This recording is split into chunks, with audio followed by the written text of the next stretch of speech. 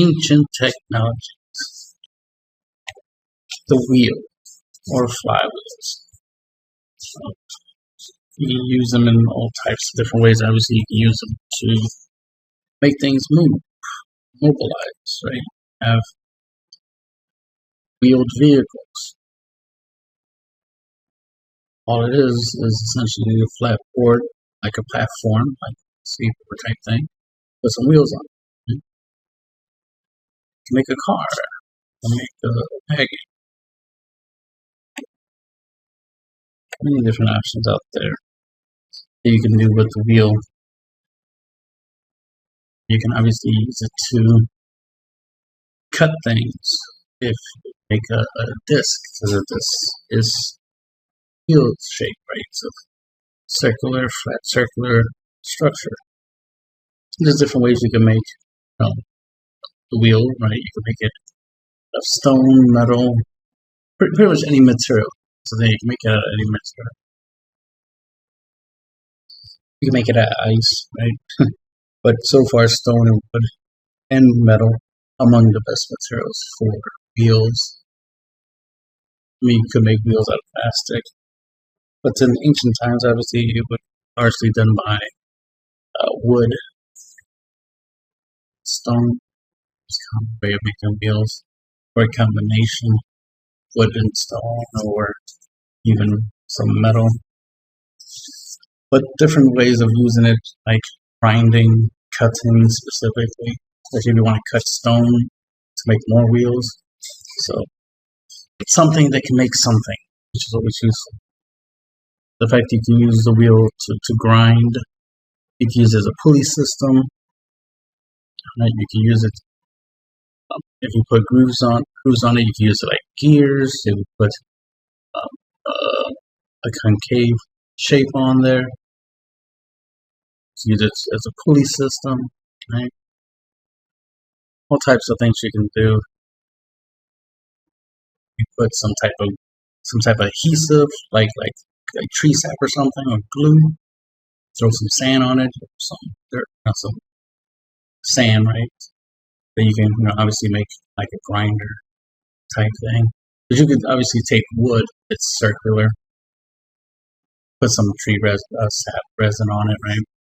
And then put some sand on it, and then you can just make a grinder. And it'd be easy to reproduce that, right? To make grinders. That way you can use literally wood and sand, right? In combination to cut stone, especially if you're going to cut it for the purpose of making a stone wheel. And then use stone wheels to make more stone wheels, or use it to grind things like metal, or grind other materials like corn and wheat and stuff like that. So different things you can do. I remember somebody tried to tell me that ancient Egyptians didn't have the wheel, or the concept of a wheel. Right here in this image, you can see that clearly somebody had the concept of a wheel in ancient Egypt. That they literally took a wall, they cut out a wall, they broke down a wall, right? It's a big slab, and then cut it in a wheel out of it.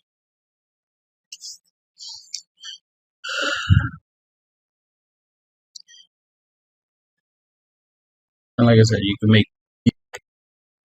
there's a lot of different things you can do with the wheel. And obviously, use it. You could use water wheels, right? That's a thing.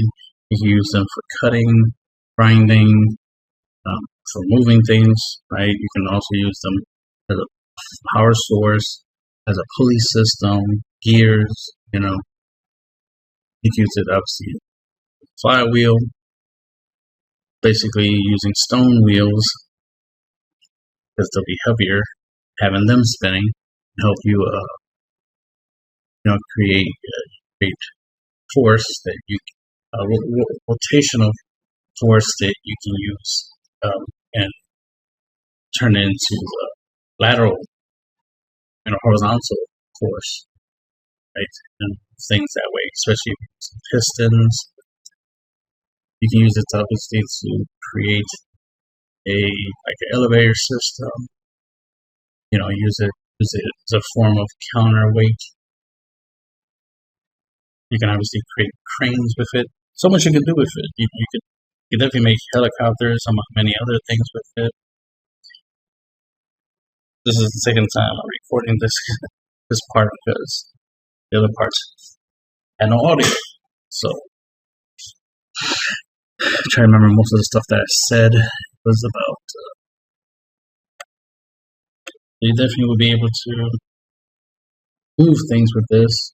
You'd be able to attach blocks to, attach wheels to the blocks and then be able to move blocks around. So this is the way you can move heavy objects. Because you can make like a forklift type thing, or a wagon, or a flatbed, right? A truck, whatever you want to call it. Move things around, especially long distances. So I believe they definitely had the, vehicles, right? Because they had wheels. I believe they have many other things like helicopters and whatnot.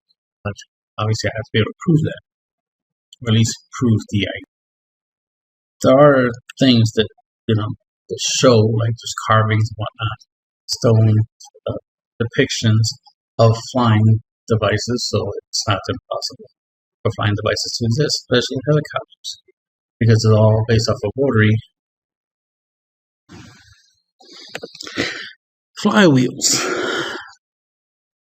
So another way to use wheels will obviously be like a flywheel.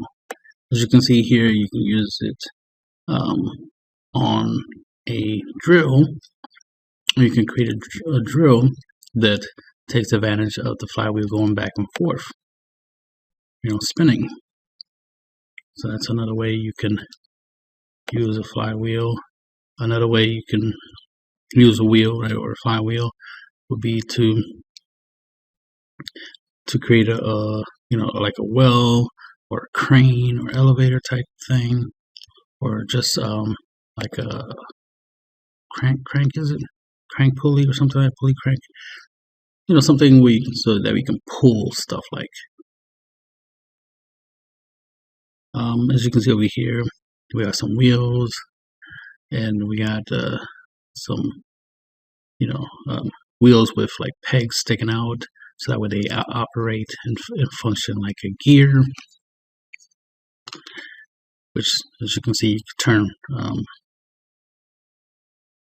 You can redirect the turning motion of a wheel with another wheel to redirect it into a different position. So that way, this vertical rotation can now turn into a horizontal rotation, which can be turned into a spin. So you can drill. But in this configuration, what we have over here is a water wheel type situation. So we're able to collect water through this system.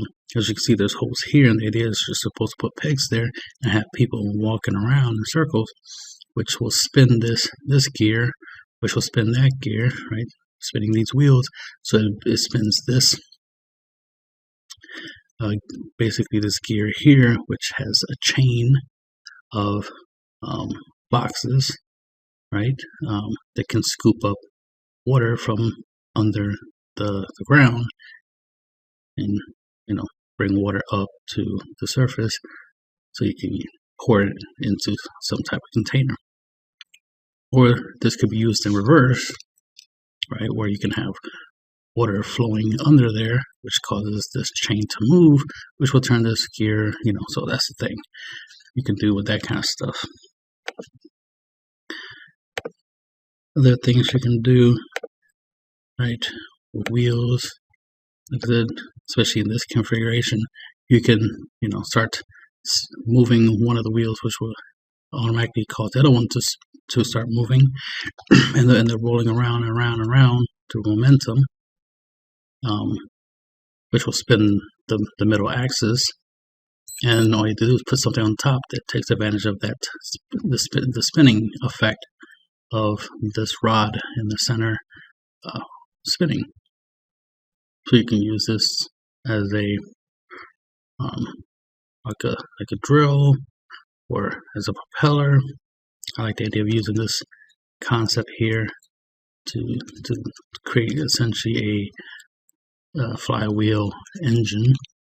I wish you can reverse this and have it where you have some gears on the bottom that takes advantage of the tube right here, rotating some gears on the bottom, which lead to tires, and then you can literally create a car where this here is the engine. So you could be inside a car, constantly pushing one of these stones. That way it goes around and around and circle on top of this wheel here, which inherently will push the other wheel, and then they'll be pushing each other through momentum, and then that transfers through the pipe, right, to the axle, down to the axle of the vehicle, which will turn the back wheels, which will allow you to move forward. So this is a nice little mechanical way of creating an engine. Just by pushing, like I said, all you do is push one of these wheels, and then it'll start spinning, and you can take advantage of that. So that's one of the main things you can do with wheels. Another thing you can do, you can obviously use wheels to pull rope and to create a crane. You can put wheels on, like I said, on any object, like like stone blocks, and then move them through using animal, through human force, or just pushing them, let them roll downhill, right? That kind of stuff. So you can do with with wheels. You can do something like this, where you have a oddly shaped wheel that can, when you rotate it right to the crankshaft, rotate it, certain parts of the wheel's shape will come in contact with whatever you have it touch, and some of it won't, because it's oddly shaped. So only half of the time the wheel is hits something, the other time it doesn't. So that way there's a pattern of movement, no movement, movement, no movement. And in this configuration, the idea is when you crank it, it's supposed to push the bar right here, push it back, and then let it go. Push it back, let it go, push it back, let it go. And then that's what causes this hammer to go up and down, up and down, up and down on this axis right here on the anvil, and that's how you have a hand crank mechanical hammer. So you can use the wheel as a mechanism to trigger stuff. You can obviously use wheels to make clocks, things that have timers. And this kind of works like a timer, because by turning it, it will time the lifting and the dropping of the hammer. So you can kind of program actions, behaviors based off of the shape of the wheel. That's why, small wheels, big wheels have different effects, different uses. Obviously, if you're going to carry a lot of weight, you obviously want to use a bigger, wider wheel to help you support the weight of whatever thing you're trying to pull. That's why over here you see these wheels are bigger than the stone. They're almost as big as the elephant itself. So definitely these can hold and carry a lot of weight. Even though they're made of wood, they can still handle a whole bunch of weight. Largely because of their size and the density of the material. But like I said, you can use it as a power source, right? Because of the spinning, you can use it as something that receives power, right? That receives force, like a wheel on a car, and then the car being moved forward, the wheels will spin, or the wheels themselves spinning is what causes the vehicle to move forward. So it goes both ways. It just depends on how you want to make it function and work. Just like you can use one wheel to control another wheel. You can make one wheel go faster by having it connected to a bigger wheel. So you could have a small wheel that's connected to a big wheel, and the big wheel will make the small wheel move faster, and that's how you can get a speed. So the big wheel will represent time because of how long it takes for one rotation, for one spin, right? And the small wheel represents a speed based off of how long it takes for you to do one rotation. So you might end up getting, let's say, 100 rotations off the small one, off of this big wheel's one turn. So one turn on the big wheel will give you 100 spins or 100 rotations on the smaller wheel. And if you need 1,000 RPMs, right, 1,000 rotation per minute, then you just got to set it up to create the results, and then now you'll have the 1,000 rotation per minute, and you can take advantage of that. Especially if you're going to cut something or you're going to use it to make something move, like rope or a car, right, or some type of wheeled platform like a wagon or something. So there's a lot you can do. And the thing is the fact that this doesn't require gas power, right? It doesn't require electricity. The fact that it just requires literally wheels, right? Wheels with some weight on it. And you can obviously make things out of rocks and whatnot, and wood. Combine that stuff together with some ropes and do some pulley system. You could do the whole gear system thing, and there's a lot you can do there. And since you can do this without, like I said, without metal and electronics, gas power, or some type of explosive power like fireworks or something, or gunpowder, right? Since you can make things move without those types of things that we do in modern day times. Clearly, people in ancient time can make things move without gasoline, without electricity. And that's definitely the main point I'm trying to make with my whole ancient technologies series, is just showing that they can do in the past what we can do now. They just do it mechanically as opposed to electronically. We do it more with metal and electricity. They do it with wood and rope, right? And rocks, wood and rope. And they use stuff like water and air. They use, other things to make what they do. And we use, mechanical, components as well. We use, weights and counterweights and wheels and gears and stuff like that. We just add the electric element, the magnetic elements, metal to what we do. So we just use slightly different materials, but the principles and the concepts are the same. And of course, we got the ideas and the concepts and the principles from ancient humans, which is why we know what we know and do what we do now. All we do is take all their old knowledge, the stuff they figured out, and we just do it differently, or in some ways we do it better.